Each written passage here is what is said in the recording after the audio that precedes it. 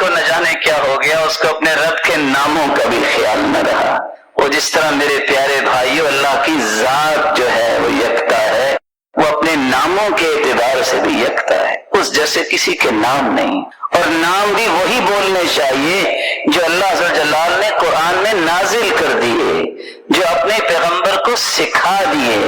ہم دعا کرتے ہیں اسألک بکل اسم هو لک، اللہ میں تجھ سے مانگتا ہوں تیرے ناموں کے ساتھ جو تیرے نام ہے، سمیت بہ نفسک، میرے مالک جو تو نے خود اپنے نام چنے ہیں، او انزلتہ فی کتابک، یا تو نے اپنی کتاب میں اتار دیے ہیں، او علمتہ احدا من خلقک، یا تو نے اپنے پیغمبروں کو سکھا دیے ہیں، او استأثرت بہ فی علم الغیب عندک، اللہ جو تو نے نام اپنے پاس رکھے ہیں، میں ان ناموں کے ذریعے تجھ سے مانگتا ہوں میری اس ضرورت کو پورا فرما دے۔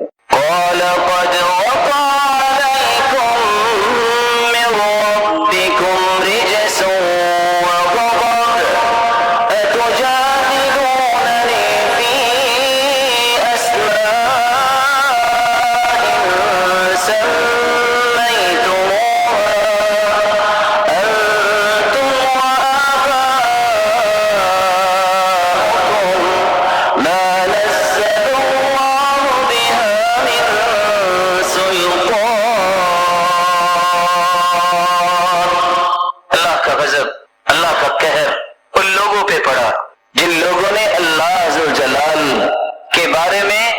سوچا نہیں، اپنے بتوں کے نام ایسے رکھ دیے، ان میں جھگڑنے لگ گئے، کہنے لگے یہ سچا ہے۔ مشرکوں نے بھی ایسا کیا، لات منات عزا اس کو پوجنے لگ گئے، اور آج طرح طرح کے نام دنیا میں معروف ہے، اس نام سے لوگ پوجا کر رہے ہیں، پکار رہے ہیں، التجاؤں کا رخ ان کی طرف ہو رہا ہے۔ اللہ کے نام وہی ہیں جو قرآن میں آ گئے۔ جو لوگ بتوں کے ناموں میں جھگڑے پہ تیار ہیں، ان کو اللہ کے نام سے پیار نہیں رہا، ان کو اللہ کی ذات سے پیار نہیں رہا، ایسے بھی اللہ کا غضب ہی ہوگا، اللہ کا قہر ہی ہوگا، اللہ انہیں کیسے پسند کرے؟ آپ دنیا میں سوچے نا، جو کسی کا نام سننا پسند نہیں کرتا، اس سے کبھی محبت ہوئی؟ جو اللہ عز و جلال کے ناموں کو پسند نہیں کرتا۔ اس لیے میں یہاں ایک گزارش کروں گا کہ آپ کوشش کیا کریں کہ اپنی زبان پہ خدا کا لفظ نہ لایا کرے۔ خدا جو ہے اس کی جمع خداؤں بھی آتا ہے، اللہ کا لفظ ایسا مبارک ہے، نہ اس کا تسنیہ ہے نہ اس کی جمع ہے، اس صرف اللہ کے لیے۔ دنیا میں بھی جتنے بادشاہ اور جتنے دعوے دار آئے، کسی نے اپنے آپ کو اللہ نہیں کہا، کسی نے اپنے آپ کو اللہ نہیں کہا۔ یہ واحد لفظ سے عربی زبان میں بھی یہ کسی کی طرف نسبت نہیں ہوتا، ہر چیز کی نسبت اللہ کی طرف تو ہوتی ہے، بیت اللہ، ناقۃ اللہ، لیکن لفظ اللہ کی نسبت کسی چیز کی طرف نہیں ہوتی، یہ استعمال ہی نہیں ہوا لغت۔ تعجب کی بات یہ ہے، طرح طرح کی کورسز اپنی اولادوں کو کروائے جاتے ہیں۔ حدیث صحیح مسلم کی ہے، جس کو 99 اللہ کے نام یاد ہو جائیں، مانی سمجھ لے اس کے جنت جانے کے لیے اتنا ہی کافی ہے۔ سوچنے کی بات ہے، 1000 کا مجمع بیٹھا ہو، 500 ایڈیز یاد کرنے والا، لمبی لمبی سمریاں یاد کرنے والا، اس مسکین کو اللہ کے نام یاد نہیں، اللہ کے نام یاد نہیں، اپنے آپ کو دین کا بہت بڑا ٹھیکیدار کہنے والا، دین کا پرچار کہنے والا، اس کو اللہ کے نام یاد نہیں ہے کہ اللہ کے نام کون سے ہیں، میں ان کے معنی پڑھوں۔ اللہ کے نام جب تک یاد نہیں ہوں گے، اس وقت تک کیسے کام بنے گا؟ اور اتنا آسان کہ جس کو 99 نام یاد ہو جائے اور معنی سمجھ میں آ جائے، وہ جنت میں جائے گا۔ کوئی اسکول ہے، کوئی اکیڈمک سسٹم ہے، میں عدمن گزارش کروں گا، جہاں تم ترانے کو لازمی سمجھتے ہو، اس کے ساتھ اس کو لازم پہلے سمجھو کہ ہم نے اللہ کی معرفت دلائی ہے۔ صبح سب سے پہلے اللہ کے نام یاد کرواؤ، اپنی اولادوں کو نام یاد کرواؤ، انہیں پھر پتہ چلے گا کہ شنکر اور کنکر کا فرق کیا ہے، انہیں پتہ چلے گا اللہ کہنا چاہیے۔ خدا کے لفظ سے اپنے آپ کو دنیا جوڑے تو ہوئی ہے، اللہ کے ناموں میں خدا نہیں ہے۔ اللہ ذو الجلال کے وہی نام بولنے چاہیے جو قرآن و حدیث میں آئے ہیں، جو اللہ کے رسول نے سکھائے ہیں۔ ہاں، ترجمہ کرتے وقت تو گاڈ بھی کہہ دیا جاتا ہے اور اس طرح کے کلمات استعمال کیے جاتے ہیں۔ اللہ ذو الجلال کی صفات سے واقفیت ضروری ہے۔ کیسی صفات؟ وہ بڑا رحیم و کریم ہے۔ جہاں وہ بڑا رحیم و کریم ہے، جباروں کا ہار بھی ہے۔ اگر میں دھوکے میں آ گیا کہ رحیم ہے، میں گناہ کرتا ہی چلا جاؤں، اس کی پکڑ جیسی کسی کی پکڑ نہیں ہے۔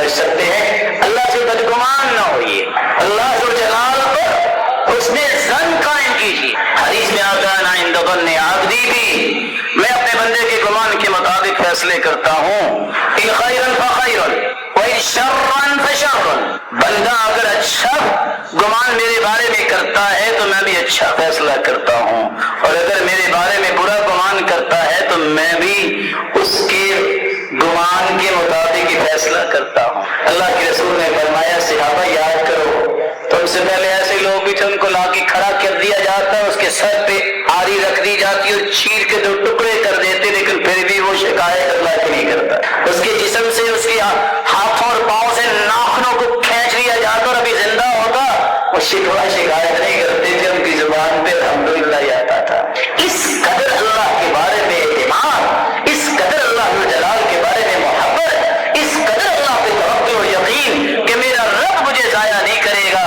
اللہ ایسا ایمان ہم سب کو بھی نصیب فرمائے۔ اس کے اندر جو لفظ آئے ہیں نا ان للہ 99 اسما 100 الا واحدہ، اللہ کے جو 99 ناموں کو یاد کر لیتا ہے، اس کے معانی کو سمجھتا ہے، پھر ان ناموں کے ساتھ اللہ کو پکارتا ہے، وہ جنت میں جائے گا۔ اللہ کے نام صرف 99 نہیں ہیں، اللہ کے نام کتنے ہیں وہ اللہ جانتا ہے۔ جس طرح اللہ کے کلمات کو گنا نہیں جا سکتا، اللہ کے ناموں کو بھی گنا نہیں جا سکتا، لیکن آپ نے فرمایا ان ناموں میں سے 99 نام اگر کوئی احصاها دخل الجنہ، احصاء کر لے، احصاء کا مطلب ان 99 ناموں کو یاد کرے، ان کے معنی کو سمجھے، جیسا کہ ابن القیم نے بیان کیا ہے، اور ان ناموں کے ساتھ اللہ سے مانگے یا غفور اغفر لی، اے بخشنے والے مجھے معاف کر دے، یا کریم اکرمنی، عزتوں والے مجھے بھی عزت دے، یا رحیم ارحمنی، رحمتوں والے مجھ پہ بھی اپنی رحمتوں کی برکھا برسا، یا غنی اغنینی، اے غنی ذات مجھے بھی تو غنی کر۔ اللہ کے نام کتنے ہیں آپ نے حدیث سنی ہوگی، اللہم انی عبدک وابن عبدک وابن امتک ناصیتی بیدک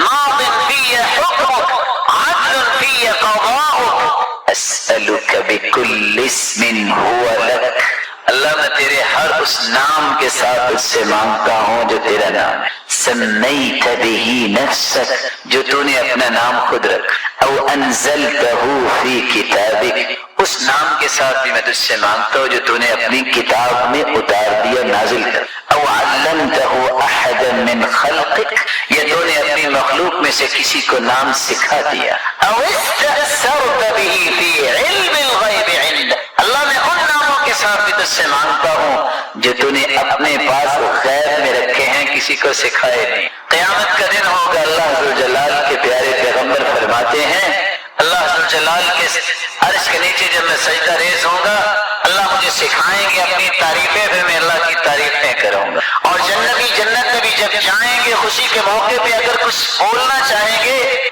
تو کیا بولیں گے؟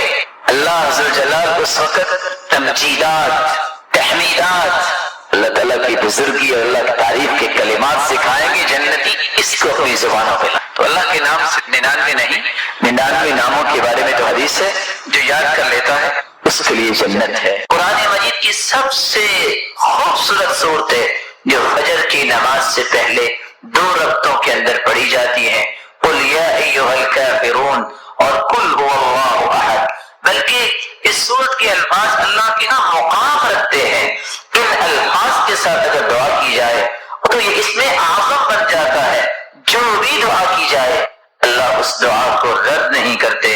رسول اللہ صلی اللہ علیہ وسلم کے صحابی بیان کرتے ہیں، میں رسول اللہ صلی اللہ علیہ وسلم کے ساتھ مسجد میں داخل ہوا، ایک شخص نماز پڑھ رہا تھا اور دعا کر رہا تھا، اللہم انی اسألک بأنی اشہد ان لا الہ الا انت الاحد الصمد الذي لم يلد ولم يولد ولم يكن له كفوا احد، ان الفاظ کے ساتھ اس نے دعا کی تو اللہ کے رسول صلی اللہ علیہ وسلم فرمانے لگے، والذی نفسی بیدہ لقد سألہ باسمہ الاعظم الذي اذا سئل به اعطى واذا دعي به اجاب اس ذات کی قسم جس کے ہاتھ میں میری جان ہے. اس شخص نے اس میں عزم کے ساتھ دعا کی، اور جو ان کلمات کے ساتھ دعا کرتا ہے، جو بھی سوال کرتا ہے، اللہ رب العزت اسے عطا کر دیتے ہیں. جو بھی دعا کرتا ہے اللہ رب العزت اس کی دعا کو قبول فرماتے ہیں. بلکہ رسول اللہ صلی اللہ علیہ وسلم نے فرمایا جو سورۃ الاخلاص کی تلاوت کرتا ہے اللہ رب العزت اس کے گناہوں کو بھی معاف فرما دیتے ہیں. ایک مرتبہ نہیں، آپ نے 3 مرتبہ فرمایا قل یا ایھا الکافرون فقال قد برئ من الشرک. ایک آدمی کو قل یا ایھا الکافرون پڑھتے سنا، آپ نے فرمایا یہ شرک سے بری ہو گیا. دوسرے شخص کو سنا وقل هو اللہ احد پڑھ رہا تھا، فقال غفر له، اللہ رب العزت نے اس کے گناہوں کو معاف کر دیا ہے.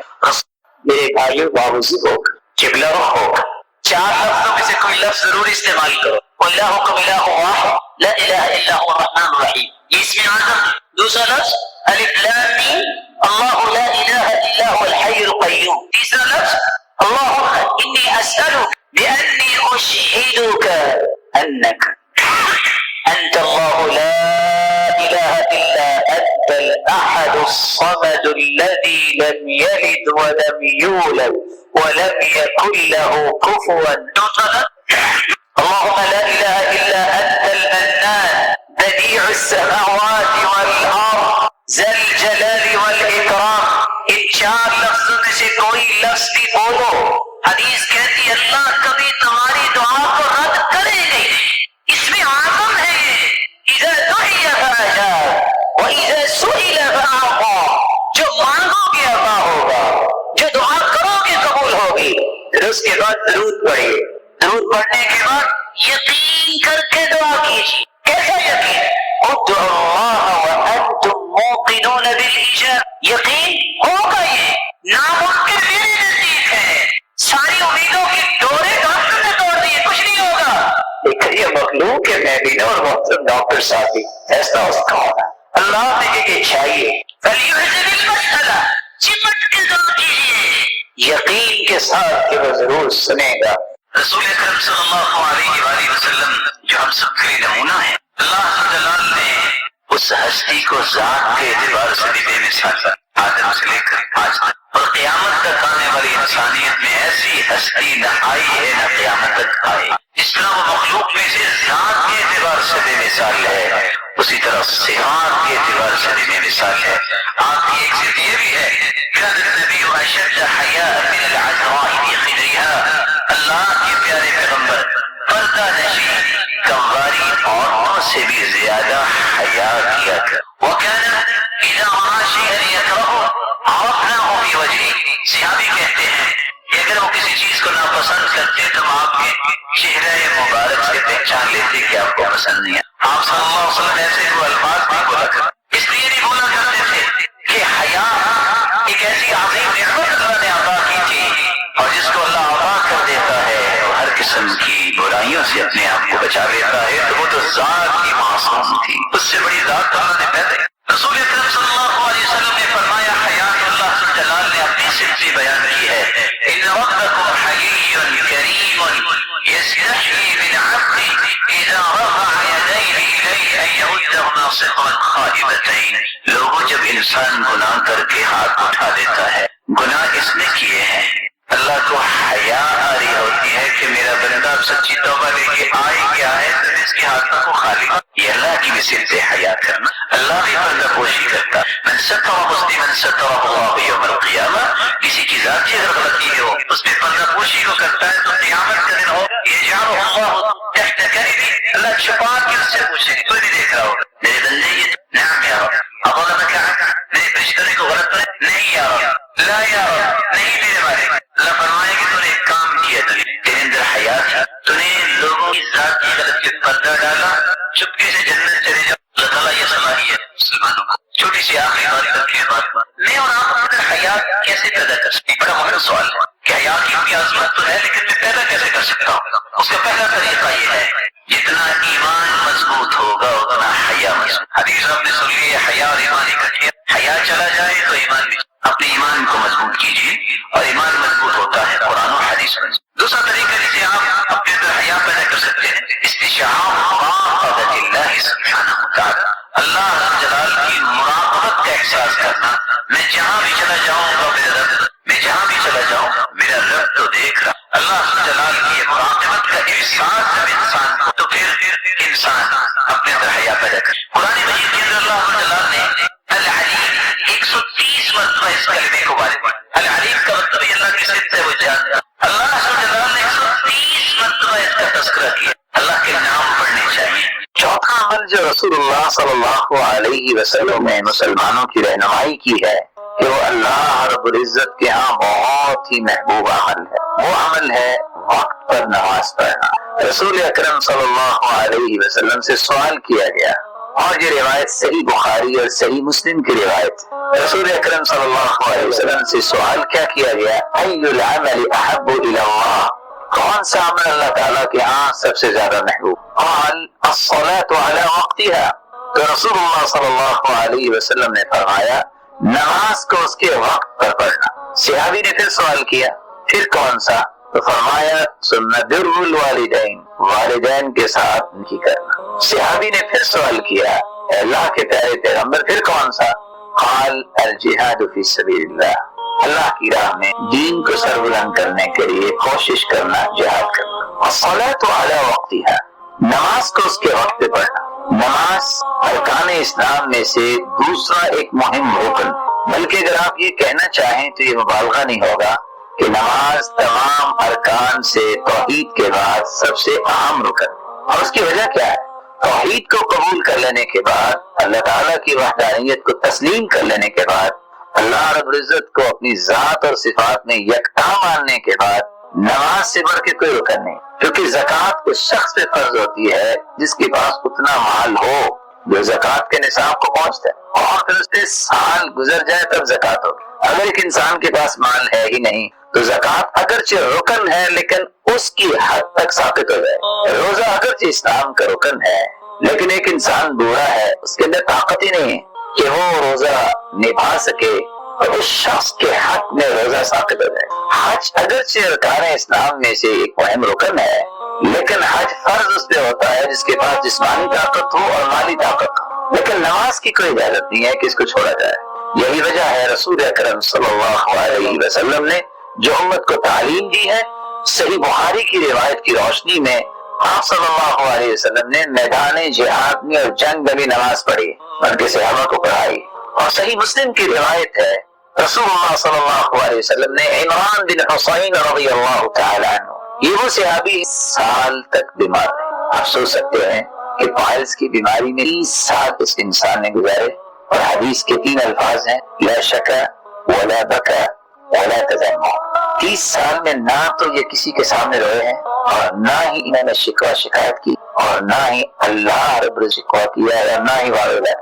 اس صبر کی وجہ سے اللہ تعالیٰ نے 30 سال اس بیماری کی بدولت ان کو عطا کیا۔ جب وہ سحری کے وقت تہجد پڑھا کرتے تھے تو فرشتے ان کے ساتھ مسافر۔ رسول اکرم صلی اللہ علیہ وسلم ان سے کہا تھا صلی قائم، میرے صحابی کھڑے ہو کے نماز پڑھو، فإن لم تستطع فقاعدا، اگر تم کھڑے ہو کے نماز نہیں پڑھ سکتے تو تم بیٹھ کے نماز پڑھو، فإن لم تستطع فعلى جنب، اگر تم بیٹھ کے بھی نماز نہیں پڑھ سکتے تو پھر تم کروٹ کے بل ہو کے نماز پڑھو۔ اور دوسری روایت کے الفاظ ہیں فأومئ ماء، اگر اتنی بھی طاقت نہیں تو تم جس حالت میں ہو تم اشارے سے نماز پڑھ لو گے، اگر تمہیں پورا ہی ملے، چھوڑنے کسی صورت رخ سے اجازت نہیں۔ تو میں عرض یہ کر رہا تھا کہ اللہ کے یہاں پسندیدہ عمل وقت پہ نماز پڑھ، اور نماز ارکان اسلام میں سے توحید کے بعد سب سے اہم رکن ہے۔ اس لیے رسول اللہ صلی اللہ علیہ وسلم نے صحابی سے کہا تھا وَإِن قُطِعْتَ أَوْ حُرِّقْتَ، تمہارے ٹکڑے کر دیے، تمہیں جلا دیا جائے، تم نے اللہ کے ساتھ کسی کو شریک نہیں بنانا، شرک نہیں کرنا، اور فرض نماز تم نے، نماز انسان کے لیے ایمان کے تحقق کے لیے ضروری ہے۔ یہی وجہ ہے کہ آج ہم اگر کتابوں کو کھولتے ہیں تو کتابیں ہمیں بتاتی ہیں کہ جو شخص نماز نہیں پڑھتا، ایک ہے سستی کرنا، ایک ہے نماز پڑھتا بھی نہیں اور کہتا ہے نماز کی ضرورت بھی نہیں، معاند بھی ہے، منکر بھی ہے، اور کہتا ہے نماز تو وہ لوگ پڑھتے ہیں جن کے پاس پاس کھانے کو کچھ نہیں تو وہ رو رلا کے اللہ تعالیٰ سے کچھ مانگتے ہیں، میرے پاس تو سب کچھ ہے۔ ایسا انسان بغیر توبہ کے اگر چلا جاتا ہے نا تو کتابیں اس کے بارے میں 5 باتیں لا یغسل، اس کو غسل دینے کی ضرورت نہیں، ولا یکفن، یہ کفن کا مستحق، ولا یصلی علیہ، اس کی نماز جنازہ نہ پڑھی ہے، ولا یدعى له بالمغفرہ، اور اس کی بخشش کی دعا کی ضرورت، ولا يدفن فی مقابر المسلم، مسلمانوں کی قبرستان میں اسے دفنایا نہ جائے۔ رسول اکرم صلی اللہ علیہ وسلم نے الصلاۃ علی وقتها، نماز کو اس کے وقت پر پڑھنے کی تاکید کرتے ہوئے کیا فرمایا؟ جو شخص 40 دن تکبیر اولا کے ساتھ نماز پڑھ لیتا ہے بر وقت جماعت کے ساتھ، 2 انعام ملتے ہیں، ایک تو منافق نہیں ہوگا، دوسرا وہ جہنم سے آزاد کر۔ رسول اکرم صلی اللہ علیہ وسلم نے اس لیے صحابہ کرام کی تربیت کتنی خوبصورت کی کہ ان کی سب سے بڑی پریشانی یہ ہوتی تھی میری نماز ضائع جائے، اور یہی تربیت تابعین کی ہوئی اور سلف صالحین۔ صحابی عبداللہ بن ام مکتوم رضی اللہ تعالی عنہ جب رسول اکرم صلی اللہ علیہ وسلم کے پاس آئے اور انہوں نے چند عذر پیش کیے کہ ان کو اجازت ملے کہ وہ گھر میں نماز پڑھیں، ہر وقت مردوں کو مسجد میں نماز پڑھنی چاہیے۔ صحیح مسلم کی روایت ہے جس 1000 کا تذکرہ ہے، 3 عذر پیش کیے۔ عبداللہ ابن ام مکتوم رضی اللہ تعالیٰ عنہ آئے اور کہتے ہیں یا رسول اللہ صلی اللہ علیہ وسلم، میں ایک نبینہ انسان ہوں، میرا گھر مسجد سے دور ہے اور مجھے گھر سے کوئی لانے والا بھی نہیں، نبینہ ہوں، گھر مسجد سے دور ہے، کوئی لانے والا بھی نہیں۔ وَهَلْ تَجِدُ لِي رُخْصَةً أَنْ أُصَلِّيَ فِي بَيْتِي، کہ میرے لیے اجازت نہیں کہ میں گھر میں نماز پڑھ لوں؟ قال وهل تسمع النداء، اذان سنتے ہو؟ قال نعم، اذان تو سنتے، کہا پھر مسجد میں آ کے نماز پڑھ۔ ایک دوسری روایت میں آتا ہے رسول اللہ صلی اللہ علیہ وسلم سے عبداللہ ابن ام مکتوم کہنے لگے ان بیتی ومسجدی نخلا وشجرا، میرے گھر اور مسجد کے درمیان درخت جاریاں ہیں، اگر میں رات کی تاریکی نکلوں الجھ جاؤں کسی درخت کے ساتھ تو کیا بنے گا؟ کیا میرے لیے اجازت نہیں کہ میں گھر میں نماز پڑھ لوں؟ تو آپ نے وہی سوال کیا وَهَلْ تَسْمَعُ الْمُؤَذِّنَ فِي الْبَيْتِ الَّذِي أَنْتَ فِيهِ، جس گھر میں رہتے ہو اذان سنتے ہو؟ قال نعم، اذان تو سنتا ہوں، کہ مسجد میں آ کے نہ۔ تیسری روایت میں 5واں عذر ہے ان المدینة كثيرة الهوام والسباع، یا رسول اللہ صلی اللہ علیہ وسلم مدینے کے اندر جانور بھی ہیں اور درندے بھی رہتے ہیں، میں نبینہ انسان ہوں، اگر میں نکلوں کوئی جانور اپنا ذوق پورا کر لے، کوئی درندہ اپنا شوق پورا کر لے تو میں کیا کروں گا؟ کیا میں گھر میں نماز پڑھ سکتا ہوں؟ کہا یہ بتاؤ اذان سنتے ہو؟ کہا جی ہاں، کہا پھر مسجد میں۔ چھٹا عذر لے کے 4تھی روایت کے الفاظ ہے، پھر آگے رسول اللہ صلی اللہ علیہ وسلم کے پاس آ کے کہنے لگے یا رسول اللہ صلی اللہ علیہ وسلم انا کما ترانی، آپ مجھے دیکھ رہے ہیں، قد ذهب بصری وجبر سنی ورق عظمی، میری آنکھوں کی روشنی جا چکی ہے، نابینا ہو چکا، بوڑھا بھی ہو چکا، اب تو میری ہڈیاں بھی باریک ہو گئی، میری اجازت نہیں کہ میں گھر میں نماز پڑھ لوں۔ آپ نے سوال کیا وَهَلْ تَسْمَعُ حَيَّ عَلَى الصَّلَاةِ حَيَّ عَلَى الْفَلَاحِ، یہ بتاؤ کہ تمہارے کانوں تک یہ آواز پہنچتی ہے آؤ نماز کی طرف، آؤ کامیابی کی طرف؟ قال نعم، یہ آواز پہنچتی ہے، کہا پھر مسجد میں آ کے نماز پڑھ۔ رسول اکرم صلی اللہ علیہ وسلم کا فرمان معظم ہے من صلی الفجر فی جماعہ فهو فی ذمۃ اللہ، جو فجر کی نماز باجماعت ادا کر لیتا ہے تو اللہ کی ضمانت اور امانت پہ چلا جاتا ہے۔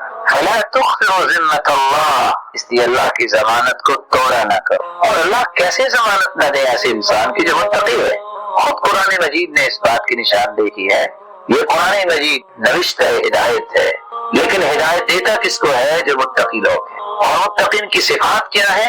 اس آیت کے اندر 3 صفات بیان ہوئی جن کا اللہ پہ ایمان ہوتا ہے، اور پھر اس ایمان کی دلیل کیسے دیتے ہیں؟ نماز کو قائم کر اور اللہ کا دیا ہوا اللہ کی راہ میں خرچ کر۔ اور دوسری جگہ اللہ رب العزت نے فرمایا وَأَقِيمُوا الصَّلَاةَ وَلَا تَكُونُوا مِنَ الْمُشْرِكِينَ، نماز کو قائم کرو اور مشرکوں میں سے نہ ہو جاؤ، کیونکہ مشرک نماز نہیں۔ رسول اکرم صلی اللہ علیہ وسلم نے اسی لیے تو حکم دیا تھا کہ صبح اور عشاء کی نماز کا خیال کیا کرو، اسی لیے تو بتایا تھا کہ صبح اور عشاء کی نماز میں عموماً لوگ پیچھے رہ جاتے ہیں، اور یہ منافق کی نشانی بیان کی۔ تو رسول اکرم صلی اللہ علیہ وسلم نے اس حدیث کے اندر فرمایا الصلاۃ علی وقتها، وقت پر نماز پڑھنا یہ اللہ کے ہاں بہت پسندیدہ عمل۔ کیسے ہی وہ کمال کے لوگ تھے، سیدنا سعید بن مسیب رحمہ اللہ تعالی، وہ کہا کرتے تھے لوگوں 50 سال ہو گئے، مؤذن اذان بعد میں کہتا ہے، میں پہلے سب نے پہلے بیٹھا ہوتا۔ وہ آج کیسا انسان تھا جو کہا کرتے تھے 70 سال ہو گئے آج تک میری نماز میں تکبیر اولا فوت نہیں۔ رسول اکرم صلی اللہ علیہ وسلم نے اسی لیے صحابہ کرام کی چوتھا عمل بیان کیا، اگر آپ نماز کا وقت پڑھ لیں تو آپ کے تمام کام میں روشنی آ جائے گی۔ اس لیے عمر رضی اللہ تعالیٰ عنہ جب گورنرز کی میٹنگ کرتے تو پہلے حالات نہیں پوچھتے تھے، سب سے پہلی بات یہ کہتے ان اہم امورکم عندی الصلاۃ، سب سے مہم کام میرے نزدیک نماز کا، فمن حفظها وحافظ عليها فقد حفظ دينه ومن ضيعها فهو لما سواه اضيع، جس نے نماز کو میں سب سے زیادہ، نماز میرے نزدیک سب سے مہم کام ہے، جس نے نماز کی حفاظت کی اور اسے وقت ادا کیا، اس نے صرف نماز کی حفاظت کی، پورے دین کی حفاظت کر، اور جس نے نماز کو ضائع کر دیا دنیا کے کسی کام میں بھی اچھا عمل پیش نہیں۔ اس لیے الصلاۃ علی وقتها، اس عمل کے بارے میں انسان کو سوچ بنانی چاہیے، پلاننگ کرنا چاہیے، اور خصوصاً آج کل کے اس پرفتن دور میں رات کو لیٹ سونا، پرواہی نہ کرنا، صبح کی نماز جاتی ہے تو چلی جائے، ظہر کے بعد سو جانا، عصر کی نماز جاتی ہے تو چلی جائے۔ رسول اکرم صلی اللہ علیہ وسلم کا فرمان ہے، یہ صحیح بخاری کی روایت، یتعاقبون فیکم ملائکۃ باللیل وملائکۃ بالنہار، صبح کے وقت بھی فرشتے آتے ہیں اور عصر کے وقت بھی ڈیوٹیاں چینج ہوتی ہیں۔ اللہ رب العزت کو پتا ہے، اللہ رب العزت نے ہی ان کو بھجوایا ہے، اور پوچھتے ہیں اللہ رب العزت میرا ہی اقبال تم کہاں سے آئے ہو اور کیا کر رہے تھے میرے بندے؟ فرشتے جواب دیتے اتیناہم وہم یصلون وترکناہم وہم یصلون، جب ہم ان کے پاس گئے تو تب بھی وہ نماز پڑھ رہے تھے، جب ہم چھوڑ کے آئے ہیں تب بھی نماز پڑھ رہے۔ اس لیے قرآن مجید میں اللہ رب العزت فرماتے ہیں حافظوا علی الصلوات والصلاة الوسطى وقوموا للہ قانتین، صلاۃ الوسطی، عصر کی نماز کی حفاظت، یہاں ڈیوٹیاں بھی چینج ہوتی ہیں۔ اور پھر رسول اللہ صلی اللہ علیہ وسلم نے فرمایا کہ میں نے دیکھا ایک شخص بیٹھا ہے اور ایک فرشتے نے پتھر اٹھایا ہے، اور یہ صحیح بخاری کی روایت، اور اس کے سر پہ پتھر مارتا ہے، وَيَسْلَوْ رَأْسَهُ، اس کے سر کو کچل دیتا ہے۔ میں نے پوچھا یہ کون سا شخص ہے جس کو یہ سزا دی جا رہی ہے؟ جواب ملا الذي يأخذ القرآن ويرفعه وينام عن الصلاة المكتوبة، یہ وہ شخص ہے جس نے قرآن کو تو لیا پھر قرآن کا انکار اس طرح کیا، فرض نماز ہو رہی ہوتی اور یہ سو رہا۔ الصبر قطعة من عذاب اللہ، صبر اللہ کے عذاب کا ٹکڑا ہے، اس لیے فرمایا جب کہ صبر کرے فليعجل الرجوع إلى أهله، جب اس کا کام مکمل ہو جائے تو فوراً پلٹ کے اپنے گھر آئے۔ لیکن سفر میں نہ تو انسان کا وہ سکون ہوتا ہے جو انسان حضر میں ہوتا ہے، اس کی رخصت ایک کیا دے دی، اذا مرض العبد او سافر كتب له ما كان يعمل مقيما صحيحا، جو آپ صحت کی حالت میں اپنے ہی شہر اور گاؤں اور دیہات اور بستی میں جو خوبصورت نماز پڑھی ہوگی، اگر آپ سفر پہ نکلے ہیں تو وہ خشوع تو نہیں آتا، بیماری جب آ جائے تو وہ سکون تو نہیں آتا۔ اللہ جلال کے پیغمبر نے فرمایا، صحیح بخاری کی روایت ہے، بیماری کی حالت میں، یہ صبر کی حالت میں جو نماز پڑھتا ہے انسان، اللہ فرشتوں سے کہتے ہیں یا ملائکتی انا قیدت عبدی بقید من قیودی، میں نے اپنے بندے کو کڑیاں لگائی ہے بیماری کی، اس کی نماز وہ لکھو، اب تو بیمار ہے بیٹھ کے پڑھ رہا ہے لیٹ کے پڑھ رہا ہے، لیکن نماز اس کی وہ لکھو جس نے صحت کی حالت میں خوبصورت پڑھی، اجر تو نہیں لکھنا۔ سفر میں بھی ایسے ہی ہے، آپ صبح کی نماز میں 60 سے 100 آیتیں پڑھا کرتے، لیکن جب سفر میں سے اللہ کے رسول نے سورۃ الاخلاص پڑھی، رخصت ہے اور اپنے عمل سے رخصت پیش کی، کہاں 60 سے 100 آیتیں اور کہاں سفر میں سورۃ الاخلاص۔ تو مشقت سے بچانے کے لیے مسلمانوں کے لیے اللہ جلال نے رخصت رکھی ہیں، ان میں ایک رخصت 5ویں یہ بھی ہے کہ آپ جب سفر پہ نکلے تو قصر کریں، کتنے سفر پہ نکلے تو قصر کریں۔ علماء امت کے 3 موقف ہیں، بعض علماء کا یہ کہنا ہے کہ اگر 4 برد سفر کرے انسان تو اسے قصر کرنی۔ یہ 4 برد کتنے ہوتے ہیں؟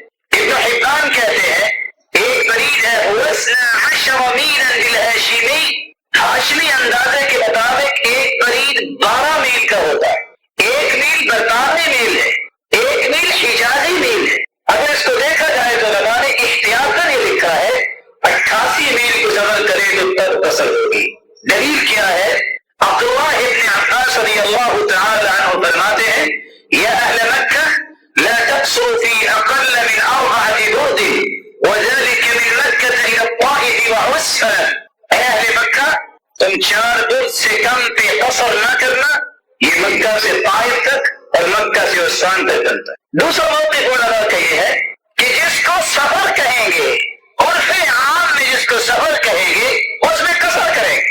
کتنا سفر ہوگا اس کی کوئی لمٹ نہیں۔ اسی لیے عبداللہ ابن عمر رضی اللہ تعالی عنہ فرمایا کرتے تھے انی لأسافر الساعة من النهار فأقصر، میں ایک گھڑی اگر سفر کرتا ہوں تو میں سفر کروں گا۔ اور ان کا موقف یہ تھا کہ قرآن نے یہ کہا ہے کہ تم سفر کرو تو قصر کرو، تحدید نہیں کی۔ اور تیسرا موقف جو صحیح مسلم کی روایت کے مطابق ہے، جو صحیح موقف ہے، رسول اللہ صلی اللہ علیہ وسلم کے صحابی انس بن مالک رضی اللہ تعالی عنہ سے نماز قصر کے بارے میں سوال کیا یحییٰ بن یزید، تو سیدنا انس رضی اللہ تعالی عنہ نے یحییٰ بن یزید کو جواب دیا كان رسول الله صلى الله عليه وسلم إذا خرج مسيرة 3 أميال أو 3 فراسخ صلى ركعتين، رسول اللہ صلی اللہ علیہ وسلم 3 میل یا 3 فرسخ سفر کرتے تو 2 رکعتیں پڑھتے۔ صحیح مسلم کی روایت جس میں 3 فرسخ کا تذکرہ آ گیا، احتیاطاً 1 فرسخ 3 میل کا ہوتا ہے، 3 فرسخ 9 میل کے ہوئے، یہ برطانوی میل نہیں، حجازی میل کا اعتبار کریں تو آج 22.5 کلومیٹر اگر کوئی سفر کرتا ہے تو وہ قصر کر سکتا۔ تو شریعت نے اجازت دے دی کہ آپ ظہر کی 10 رکعتوں کی بجائے 2 رکعتیں پڑھیں گے، فرض بھی 4 ہے اس کو 2 پڑھیں گے، عصر کی 2 پڑھیں گے، مغرب کی صرف 3 پڑھیں گے، عشاء کی 2 رکعتیں پڑھیں گے، لیکن فجر کی سنتیں ضرور پڑھیں گے، کیونکہ رسول اللہ صلی اللہ علیہ وسلم نے فجر کی سنتیں اور وتر نہ سفر میں چھوڑا ہے نہ حضر میں چھوڑا ہے۔ جب شریعت نے رخصت دی کہ آپ 22.5 کلومیٹر اور احتیاطاً 23 کلومیٹر آپ سفر کرتے ہیں تو آپ قصر کر لیں۔ یہ کتنے دن قصر کر سکتے ہیں؟ علماء امت کا موقف اس میں بھی ہے کہ کتنے دن یہ قصر کر سکتے ہیں۔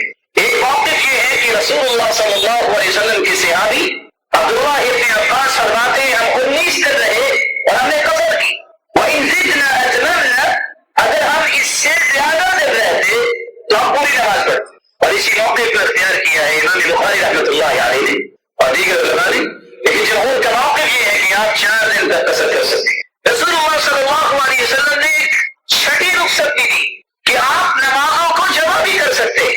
یہ مثال سمجھنا اس لیے ضروری ہے کہ جب اس بات کی سمجھ نہیں ہوگی تو پھر فتوے لگتے ہیں، دیکھا یہ فلاں نے 2 نمازیں اکٹھی پڑھ لی۔ رسول اللہ صلی اللہ علیہ وآلہ وسلم نے سفر میں نماز کو جمع کیا ہے۔ صحیح بخاری کی روایت ہے كان النبي صلى الله عليه وسلم يجمع بين المغرب والعشاء اذا جد به السير، جب سفر کی جلدی ہوتی تو آپ مغرب اور عشاء کو جمع کر کے پڑھتے، دونوں نمازیں اکٹھی پڑھتے۔ رسول اللہ صلی اللہ علیہ وسلم کا فرمان ہے، اور یہ بھی صحیح بخاری کی روایت ہے، سیدنا انس فرماتے ہیں كان رسول الله صلی اللہ علیہ وسلم اذا ارتحل قبل ان تزيغ الشمس اخر الظهر الى وقت العصر ثم نزل فجمع بينهما فإن زاغت الشمس قبل أن يرتحل صلى الظهر ثم ركب۔ آپ اگر ظہر کو سفر کرنا چاہتے اور ظہر کا وقت ابھی نہیں ہوا تو آپ ظہر کو لیٹ کر لیتے، عصر کے وقت جا کے دونوں نمازیں اکٹھی پڑھتے۔ یہ صحیح بخاری کی روایت۔ معاذ رضی اللہ تعالی عنہ بیان کرتے ہیں، صحیح مسلم کی روایت ہے خرجنا مع رسول اللہ صلی اللہ علیہ وسلم في غزوة تبوک، ہم غزوہ تبوک میں نکلے، فكان يصلي الظهر والعصر جميعا والمغرب والعشاء جميعا، اللہ کے رسول صلی اللہ علیہ وسلم ظہر اور عصر کی اکٹھی نماز پڑھتے، یعنی دونوں ایک ہی وقت میں، اور مغرب اور عشاء کی اکٹھی نماز پڑھتے، نمازوں کو جمع کر لے، شریعت رخصت دے دی۔ ابو جحیفہ بیان کرتے ہیں، صحیح بخاری کی روایت ہے خرج رسول اللہ صلی اللہ علیہ وسلم بالهاجرة الى البطحاء، اللہ کے رسول بطحاء کی طرف گئے، فتوضأ ثم صلى الظهر ركعتين والعصر ركعتين، اور آپ نے ظہر اور عصر کی نماز کو اکٹھا کیا، 2 رکعتیں ظہر کی پڑھی اور 2 رکعتیں آپ نے عصر کی پڑھی۔ تو سفر کے اندر نمازوں کو جمع کرنے کی شریعت نے رخصت دی ہے، اور